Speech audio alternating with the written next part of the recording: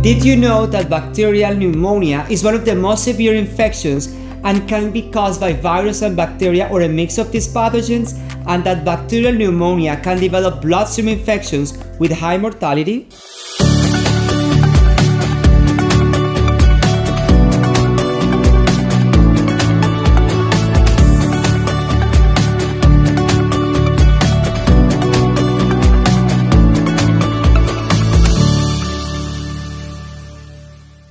Hi everyone, I'm Professor Germán Esparza, specializing in clinical microbiology and antimicrobial agents at Pontificia Universidad Javeriana in Bogotá, Colombia. Welcome to this episode of Labknowledge series called Mastering Antibiotic Resistance Challenges.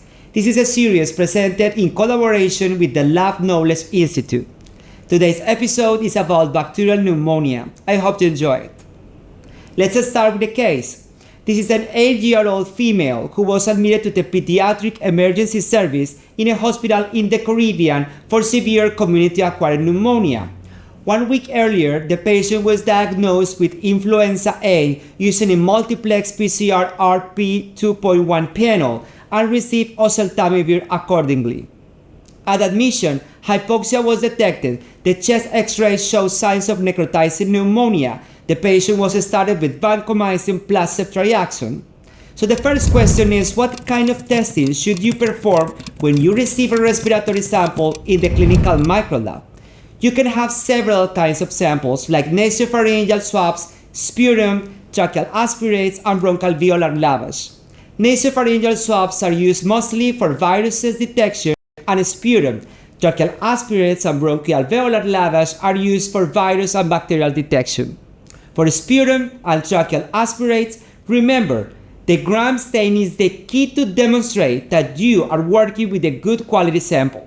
You need to have more than 25 neutrophils and less than 10 squamous cells per 10x field. With that parameter, you guarantee that the sample is good enough to proceed to culturing. You culture the sample using blood agar, chocolate agar, and McConkey agar.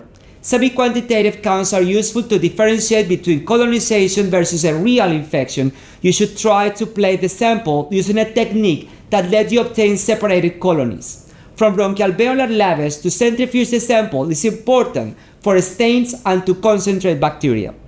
Semi-quantitative counts are also required despite this is an invasive sample.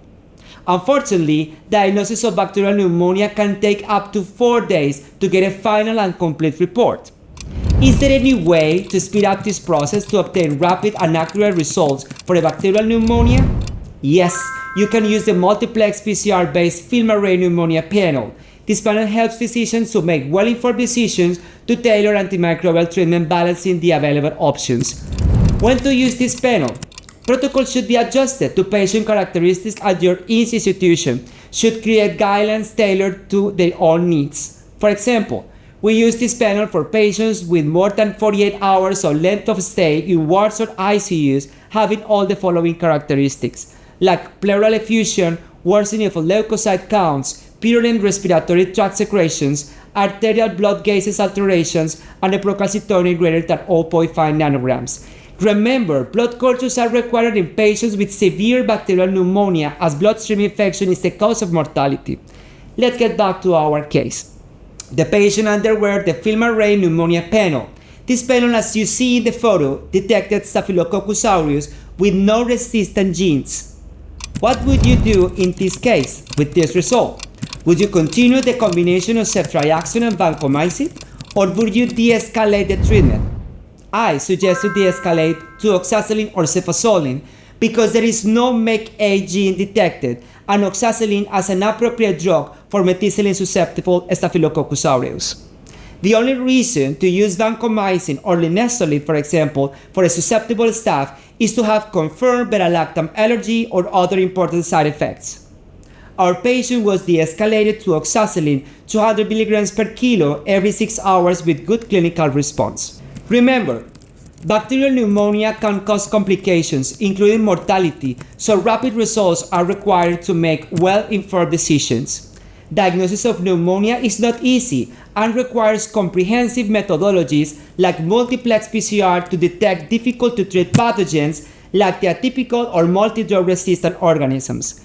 If the patient received already antibiotics, culture could be false negative, but PCR can detect them. To implement this test, protocol should be implemented and adjusted according to local capabilities. Thank you for joining us on this episode of Mastering Antibiotic Resistance Challenges. Do not forget to like this video, click on the subscription button, and hit the bell to receive a notification for our next video. Together, we can make a difference in the fight to preserve antibiotic efficacy. See you next time.